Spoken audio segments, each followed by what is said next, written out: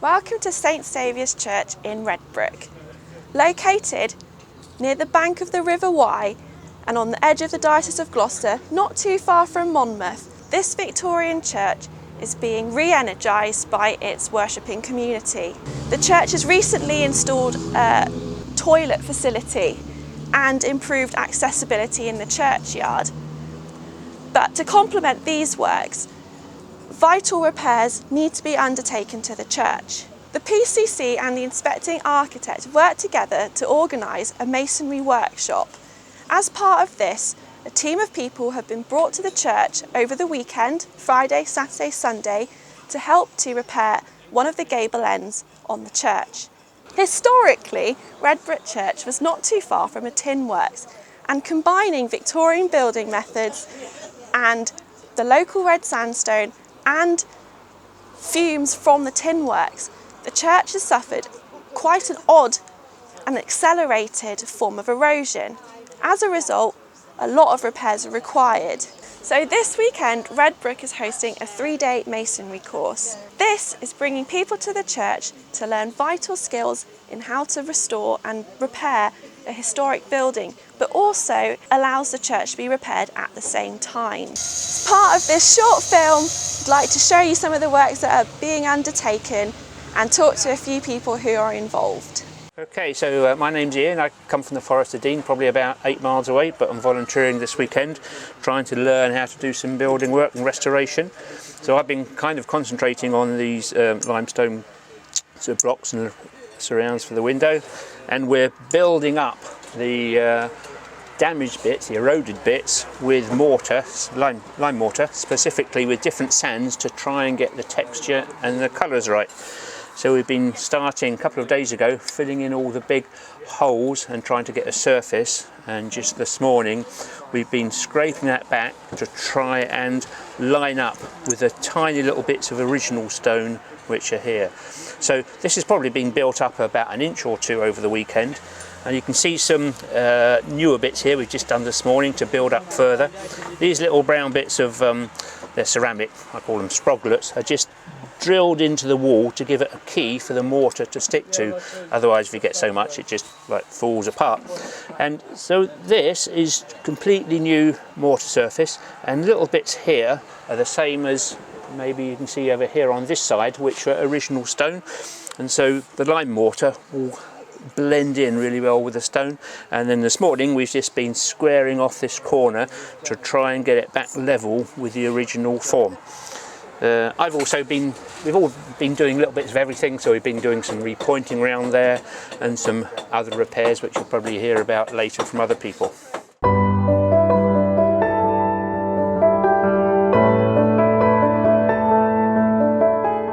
We're just trying to do a little tile repair here, and there's some a little opportunity to try and do something which picks up the shape of the relieving arch that's disappeared, and the challenge is to try and get our tiles just following that radius round, which means trying to get the mortar bed a little bit fatter at the top than the bottom. I don't think we need to be too critical about this into millimetre perfect, but we want the overall effect to look right. So we're just messing about a bit with the mortar, trying to get that sense of a bit of a wedge shape there. Then I hope there's a tile. We've cut all these tiles to the right sort of length and meant to match that, and then we'll be seeing if we can just get that radius sort of right. The tiles have got the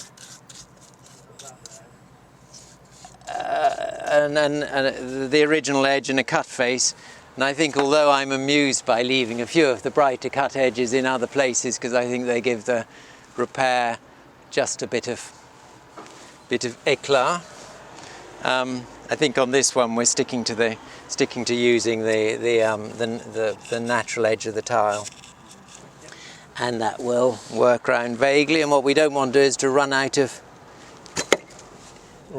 angle too soon.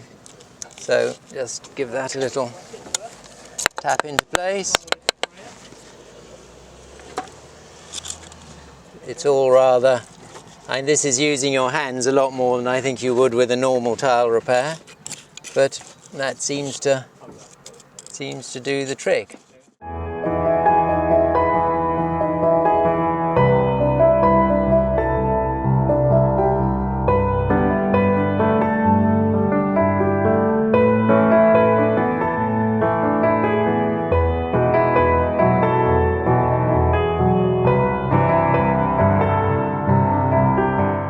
As an employee of the diocese, it's a real pleasure to be here today helping to save St Saviour's for future generations.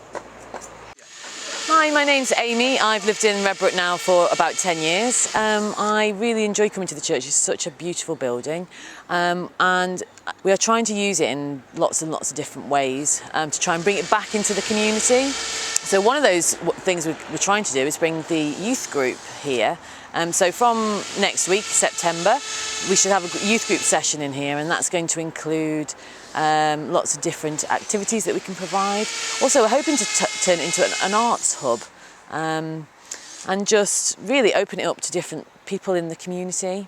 It's been great this weekend. We've had these guys working on the outside of the church, and inside the church we've had an exhibition about the local history of Redbrook, and it's kind of opened it back up to people, obviously after the pandemic, and just tried to create a bit of a sense of community, really.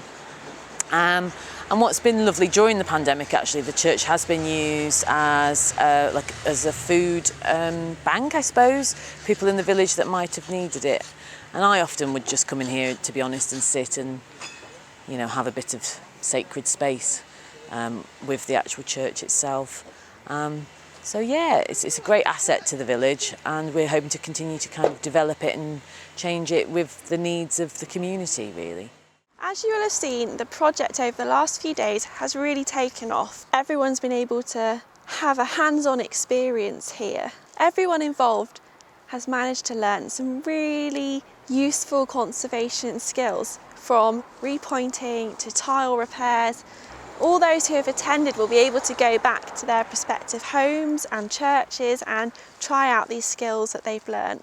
Also, by training up some volunteers locally, the church here has a few hands that they can call on in the future when more repairs are needed. The future of this church is not only dependent on having a really strong community like Redbrook does here, but also on having a strong fabric to it as well. This masonry workshop has been a great example of how local people can get involved, learn conservation skills, but also give back to the church and help secure its future. Saving churches is not all about investing money, but sometimes it's about investing time.